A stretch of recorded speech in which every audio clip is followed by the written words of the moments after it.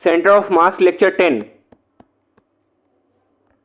इस कॉन्सेप्ट में ये m1 मास का पार्टिकल है, ये आगे u1 वेलोसिटी से जा रहा है, और ये m2 मास का पार्टिकल है, ये रेस्ट पे है, मतलब इसका वेलोसिटी जो है 0 है, ठीक है। और आफ्टर कोलिजन ये m1 मास का पार्टिकल जो है आगे v1 वेलोसिटी से जाएगा, और m2 मास का पार्टिकल जो है v2 वेलोसिटी से जाएगा। और यहाँ पे जो है m1 और m2 दोनों मास अलग अलग है। अगर सेम होता तो वेलोसिटी इंटरचेंज होता है, लेकिन यहाँ पे अब अलग अलग मास है तो वो कॉन्सेप्ट यहाँ पे अप्लाई नहीं होगा, ठीक है। अब एफ नेट एक्सटर्नल 0 है, तो यहाँ पे कंजर्वेशन ऑफ मोमेंटम अप्लाई करेंगे, तो initial momentum equal to final momentum, और वहाँ से फॉर्मूला जो है ये वाला फॉर्मूला आता है। और इसमें अगर m2 मास जो है उसको अगर m1 मास से बहुत ज़्यादा कर देंगे, मतलब m2 जो मास है वो m1 से बहुत ही ज़्यादा ग्रेटर देन हो जाएगा, तो v1 वेलोसिटी का वैल्यू हो जाएगा माइनस ई वन, ठीक है, E into you one velocity से ये आ रहा था, ठीक है। और जो v2 वेलोसिटी है वो अप्रोक्सीमेटली 0 हो जाएगा, ठीक है। जैसे इसको यहाँ पे समझते हैं, जैसे ये m मास जो है, ये m मास का पार्टिकल जो कि रेस्ट पे, और ये छोटा m मास का पार्टिकल है, और इसका जो बड़ा वाला कैपिटल M है उसका मास जो है वो स्मॉल m से बहुत ही ज़्यादा है, और ये v वेलोसिटी से आ रहा है छोटा मास वाला, और ये इस पर टक्कर खाएगा, और टक्कर खा के अपोजिट डायरेक्शन में ये ev वेलोसिटी से चला जाएगा। अगर ये v वेलोसिटी से टक्कर खाए, v वेलोसिटी से टक्कर खाएगा बड़ा वाले मास में, तो ev वेलोसिटी से वापस रिटर्न कर जाएगा, ठीक है। और ये m मास का जो पार्टिकल है ये तो रेस्ट ही पे रहेगा, ठीक है। जैसे एग्जाम्पल देख लेते हैं, ये 2 kg मास ऑफ बॉल है, ये आगे 10 मीटर पर सेकंड से आ रहा है, और ये वाल है, और ये वाल का तो मास बहुत ही ज़्यादा होगा, 1,00,000 kg होगा इस वाल का मास, और ये इस पर टकराएगा, और टकरा के वापस 10 मीटर पर सेकंड से ही चले जाएगा। क्यों? क्योंकि E इक्वल टू 1 है, और ये 10 मीटर पर सेकंड से टकराया है, तो E इंटू वी 10 इंटू 1 मतलब 10 मीटर पर सेकंड से ये वापस टकरा के लौट जाएगा, ठीक है। और वाल का जो वेलोसिटी है वो अप्रोक्सीमेटली 0 आ जाएगा। क्यों? क्योंकि यहाँ पे अगर इम्पल्स ऑन बॉल निकालेंगे, मतलब चेंज इन मोमेंटम निकालेंगे, तो पी एफ माइनस पी आई इसका चेंज इन मोमेंटम हो जाएगा। तो फाइनली जो है इस डायरेक्शन में वेलोसिटी को पॉजिटिव मान लेते हैं, तो ये अपोजिट डायरेक्शन है तो ये निगेटिव हो जाएगा, तो -2 इंटू 10 20 माइनस प्लस 20, ये दोनों सेम डायरेक्शन में, इक्वल टू -40 आ गया। मतलब इम्पल्स ऑन बॉल जो है वो -40 है, तो इम्पल्स ऑन वॉल क्या होगा, +40 होगा। मास इंटू, और ये क्या होता है चेंज इन मोमेंटम, तो mass into velocity equal to 40, और वॉल का जो है बहुत ज़्यादा मास होगा, तो वेलोसिटी जो है वो 0.004 मीटर पर सेकंड आ जाएगा, तो ये approximately equal to 0 tending to 0 ही हो जाएगा, ठीक है। मतलब वॉल रेस्ट पे होगा, ठीक है।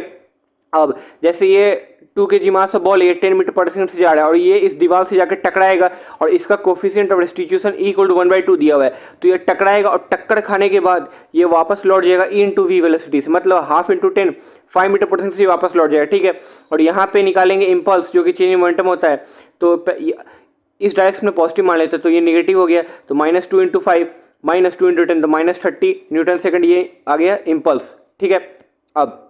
जैसे इस क्वेश्चन में ये वाल है, ये m मास का पार्टिकल, ये v0 वेलोसिटी से इसमें टकराता है, और टक्कर खाने के बाद ये v0 वेलोसिटी से चल जाएगा, क्योंकि यहाँ पे e इंटू वी करेंगे तो v0 इंटू 1 v0 ही आ जाएगा, ठीक है। अब change in momentum of ball निकालेंगे तो वो ऐसे निकल जाएगा पी एफ माइनस पी आई, ये लास्ट में जो है इस डायरेक्शन में वेलोसिटी को पॉजिटिव मानते हैं, और ये मोमेंटम जो है वो वेक्टर क्वांटिटी होता है, तो ये अपोजिट डायरेक्शन है, तो -mv0 तो इम्पल्स ऑन बॉल आ जाएगा -2mv0, ठीक है। अब जैसे ये वाल है, और ये m मास का पार्टिकल जो है v0 वेलोसिटी से टक्कर खाता है, और यहाँ पे कोफिशिएंट ऑफ रेस्टिट्यूशन E दिया हुआ है, तो ये लौट जाएगा E v0 वेलोसिटी से, ठीक है। अब चेंज इन मोमेंटम निकालेंगे तो -mv0 आएगा, मतलब -mv0 इंटू E+1 आई कैप, ठीक है, क्योंकि x में है, मतलब आई कैप में है। और ये इंपॉर्टेंट है कि जो इम्पल्स ऑन वॉल है, ये इम्पल्स ऑन बॉल आया, और अगर इम्पल्स ऑन वॉल निकालना है तो माइनस इम्पल्स ऑन बॉल हो जाएगा, ठीक है, मतलब दोनों एक दूसरे का निगेटिव साइन है, ठीक है। अब नेक्स्ट इम्पल्स का कॉन्सेप्ट समझ लेते हैं। इम्पल्स जो है वो एक लार्ज फोर्स एकदम थोड़े से टाइम के लिए लगेगा तो उसको इम्पल्स कहते हैं, इसको जे से डिनोट करते हैं, इसको झापड़ भी कह सकते हैं। J equal to integration of f.dt, मतलब इम्पल्स को ये सीधा सीधी याद रखना है, impulse equal to change in momentum. Impulse जिसको जे से रिप्रेजेंट करते हैं होता है चेंज इन मोमेंटम, ठीक है। तो J equal to change in momentum मतलब P F minus P I, ठीक है। और इसका यूनिट हो जाएगा फोर्स का न्यूटन, और टाइम का सेकंड, तो न्यूटन सेकंड हो जाएगा। और अगर बहुत सारा इम्पल्स दिया हुआ है तो उसका नेट निकाल लेंगे, जैसे नेट फोर्स निकालते हैं रिजल्टेंट का, ठीक है। और अगर फोर्स और टाइम के बीच में ग्राफ दिया हुआ है तो उसका एरिया निकाल देंगे, तो वही आ जाएगा इम्पल्स, ठीक है, मतलब चेंज इन मोमेंटम। अब नेक्स्ट जैसे इस क्वेश्चन में इस क्वेश्चन में आगे की तरफ इंपल्स लग रहा है 15 न्यूटन सेकंड, ठीक है, और ये 10 kg मास ऑफ पार्टिकल है जो कि रेस्ट पे इनिशियली, और इस पे इंपल्स मतलब एक झापड़ इस पे लगाएंगे तो ये आगे जाने लगेगा v वेलोसिटी से, ठीक है। तो इंपल्स क्या होता है, चेंज मोमेंट मतलब P F minus P I, तो इंपल्स 50 गिवन था equal to 10 into v minus initially rest पे था तो जीरो हो गया, क्योंकि रेस्ट पे मतलब वेलोसिटी जीरो, तो वेलोसिटी 5 मीटर पर सेकंड आ गया, ठीक है। अब यहाँ पे ये 10 kg मास ऑफ पार्टिकल है, आगे की तरफ इस पे इंपल्स लग रहा है जे, और ये इसका इनिशियली वेलोसिटी है 2 मीटर पर सेकंड, और झापड़ लगने के बाद इसका वेलोसिटी हो जाता है v, ठीक है। तो J equal to 50 newton second ये गिवन है, इंपल्स जो है वो गिवन है, तो impulse equal to change momentum मतलब P F minus P I, तो impulse 50 equal to 10 into V final moment minus initially 10 into 2, तो वेलोसिटी 7 मीटर पर सेकंड आ गया, ठीक है। अब इस क्वेश्चन में इधर लग रहा है J1 और इधर लग रहा है J2 इंपल्स, ठीक है, और initially 10 kg mass of particle rest पे, और इस पे दोनों तरफ से इंपल्स लगने के बाद फाइनली इस 10 kg मास ऑफ पार्टिकल का आगे तरफ वेलोसिटी आ जाता है v, ठीक है। तो J1 equal to 15 Newton second दिया हुआ और J2 equal to 20 Newton second, तो जैसे रिजल्टेंट फोर्स निकालते थे वैसे ही रिजल्टेंट इंपल्स निकालेंगे, नेट इंपल्स, तो J1 माइनस J2 हो जाएगा equal to delta P change in momentum P F minus P I, तो 50 minus 20 equal to 10 into v minus initially rest पे था तो जीरो, तो वेलोसिटी 3 मीटर पर सेकंड आ गया, ठीक है। अब इस क्वेश्चन में यहाँ 2 kg mass of particle initially इसका वेलोसिटी है 10 मीटर पर सेकंड, और 3 kg मास ऑफ पार्टिकल इसका इनिशियली वेलोसिटी है 5 मीटर पर सेकंड, और ये टक्कर होता है और आफ्टर कोलिजन इसका वेलोसिटी v1 हो जाता है, इसका वेलोसिटी v2 हो जाएगा, और ये निकालना है तो पिछले लेक्चर में निकाले भी थे कि यहाँ पे एफ नेट एक्सटर्नल जीरो है, तो मोमेंटम को कंजर्व कर देंगे, तो 2 into 10 plus 3 into 5 equal to 2 into V one plus 3 into V two, और ई का वैल्यू 1 दिया है तो ई equal to V two minus V one upon u1 minus u2 करेंगे, तो v1 वेलोसिटी आ जाएगा 4 मीटर पर सेकंड और v2 आ जाएगा 9 मीटर पर सेकंड, ठीक है। अब change in momentum of 2 kg निकालना है, तो 2 kg वाले का इनिशियली जो मोमेंटम था वो था 2 इंटू 10 20, और फाइनली हो गया 2 इंटू 4 8, तो final minus initial 8 minus 20 minus 12 आ गया, और change in momentum impulse of 3 kg, तो इनिशियली था 3 इंटू 5 15, और फाइनली हो गया 3 इंटू 9 27, तो 27 माइनस 15 प्लस 12 हो गया, तो ये 2 kg वाले पे जो मोमेंटम है मतलब ए पे मोमेंटम ऑन मतलब impulse on A by B हो गया -12 और इंपल्स ऑन बी बाई हो गया +12, ठीक है, तो दोनों का सम करेंगे तो जीरो आ जाएगा। अब ये क्वेश्चन है, ये 4 kg मास ऑफ पार्टिकल है, इसका इनिशियली वेलोसिटी 10 मीटर पर सेकंड, और ये 6 kg मास ऑफ पार्टिकल है, ये रेस्ट पे है, और इसका ई इक्वल टू जीरो है, मतलब परफेक्टली इनइलास्टिक कोलिजन है, और परफेक्टली इनइलास्टिक कोलिजन है मतलब चिपका चिपकी हो जाएगा, दोनों सट जाएगा, और फिर इसका वेलोसिटी हो जाएगा 4 into 10 40 plus 6 into zero rest पे था, तो 40 अपॉन 4 प्लस 6 10, तो वेलोसिटी 4 मीटर पर सेकंड आ जाएगा, ठीक है। अब चेंज इन मोमेंटम 4 kg निकालेंगे मतलब इंपल्स 4 kg वाले का इंपल्स निकालेंगे, तो 4 इंटू 4 माइनस 4 इंटू 10, तो -24 आ जाएगा, मतलब इंपल्स ऑन 4 kg जो है वो -24 न्यूटन सेकंड आ जाएगा, ठीक है। अब इस क्वेश्चन में अभी इससे पहले तक तो वाल रेस्ट पे रहता था, लेकिन अब जो है वाल का भी वेलोसिटी जो है वो 6 मीटर पर सेकंड दिया हुआ है, ठीक है, और ये 2 kg मास ऑफ पार्टिकल है, ये आगे जा रहा है 10 मीटर पर सेकंड से, तो टक्कर होता है, और टक्कर होने के बाद ये 2 kg मास ऑफ पार्टिकल इसका फाइनल वेलोसिटी क्या होगा। और इससे पहले वाले क्वेश्चन में जैसे वाल इनिशियली रेस्ट पे था तो फाइनली भी रेस्ट पे रहता है, तो अगर इनिशियली वाल का वेलोसिटी 6 मीटर पर सेकंड दिया है तो फाइनली भी 6 मीटर पर सेकंड ही होगा, क्योंकि वाल का इतना ज़्यादा मास है कि जैसे मैं हाथ से उस पर धक्का दे दूंगा तो हिल थोड़े जाएगा, वैसे ही वाल का वेलोसिटी नहीं चेंज होगा, वाल जो है बहुत बड़ा है, वाल के सेहत पे कोई असर नहीं पड़ेगा, ठीक है। तो यहाँ पे फाइनल वेलोसिटी निकालना है, ई इक्वल टू 1 दिया है, तो ई equal to velocity of separation, तो 6 जो है वो बड़ा है, तो 6 माइनस वी एफ अपॉन 10, और 6 दोनों सेम डायरेक्शन में, तो 10 माइनस 6 इक्वल टू 1, तो फाइनल वेलोसिटी 2 मीटर पर सेकंड आ गया, ठीक है। अब इंपल्स जो है वो इफेक्ट ऑफ फोर्स होता है,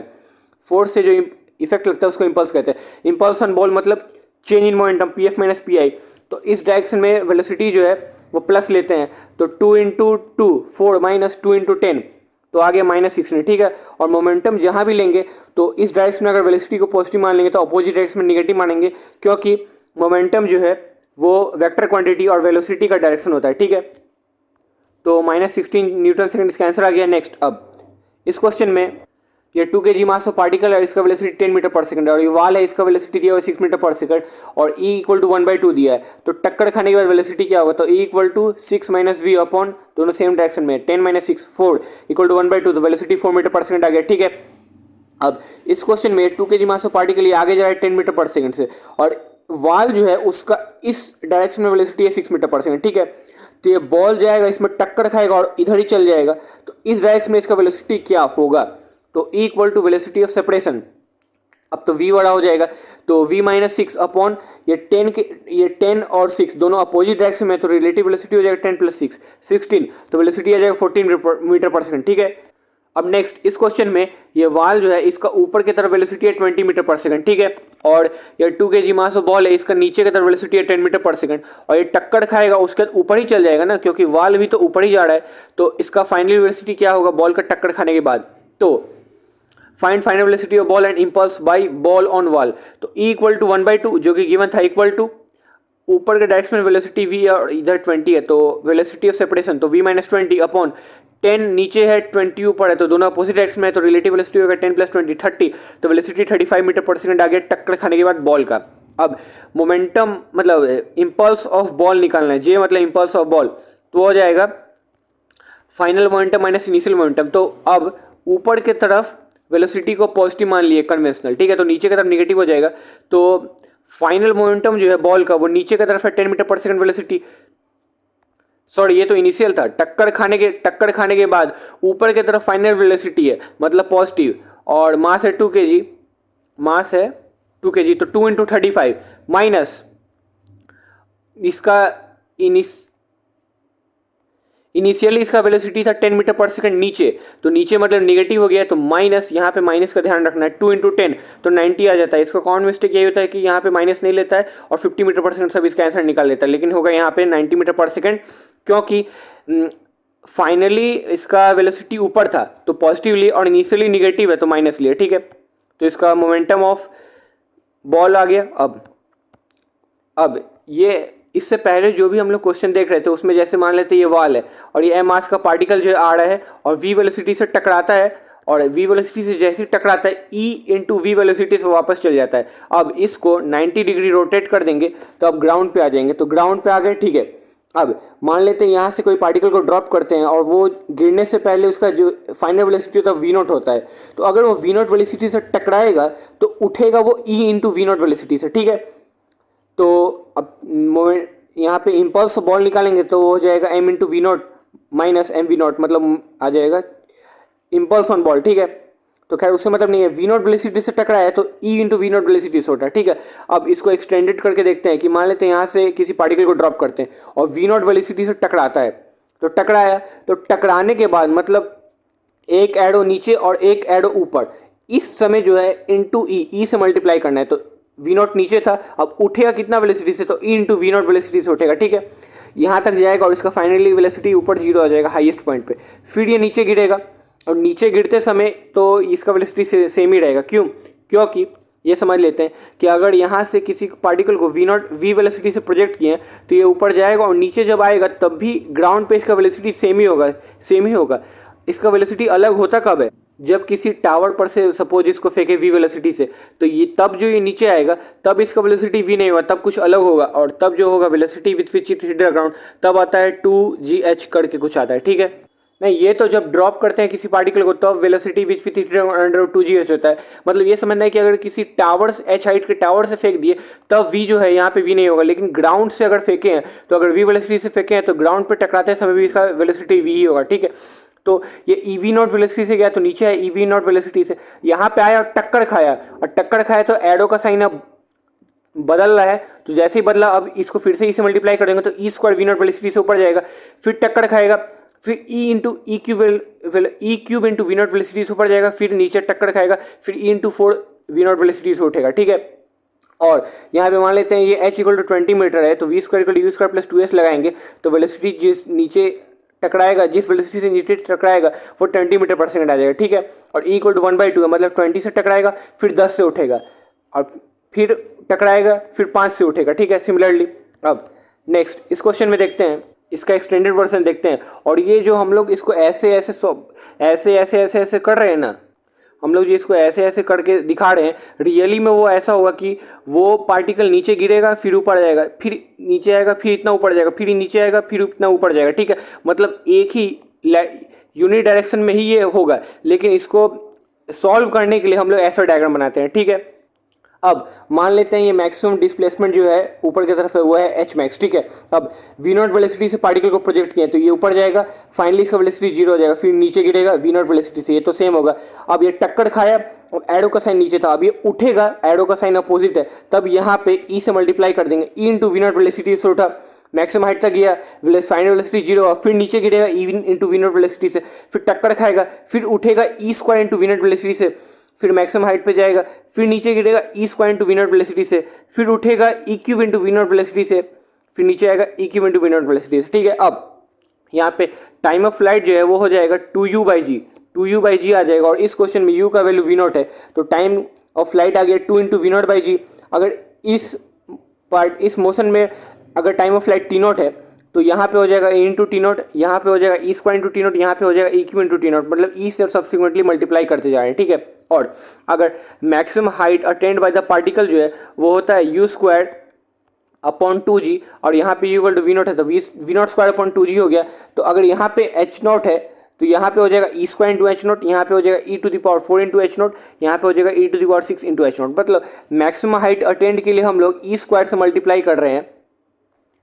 मैक्सिमम हाइट अटेंड के लिए सब्सिक्वेंटली ई स्क्वायर से मल्टीप्लाई करें और टाइम ऑफ फ्लाइट के लिए ई से मल्टीप्लाई करें, ठीक है। अब इसका प्रैक्टिकल का एग्जांपल देख लेते हैं। जैसे अगर किसी पार्टिकल को 80 मीटर पर सेकंड से ऊपर प्रोजेक्ट किए तो ये जाएगा और नीचे आ जाएगा, और यहाँ पे भी इसका ग्राउंड पे भी जब टकराएगा तो वेलोसिटी 80 मीटर पर सेकंड ही होगा, सेम होगा, ठीक है। अब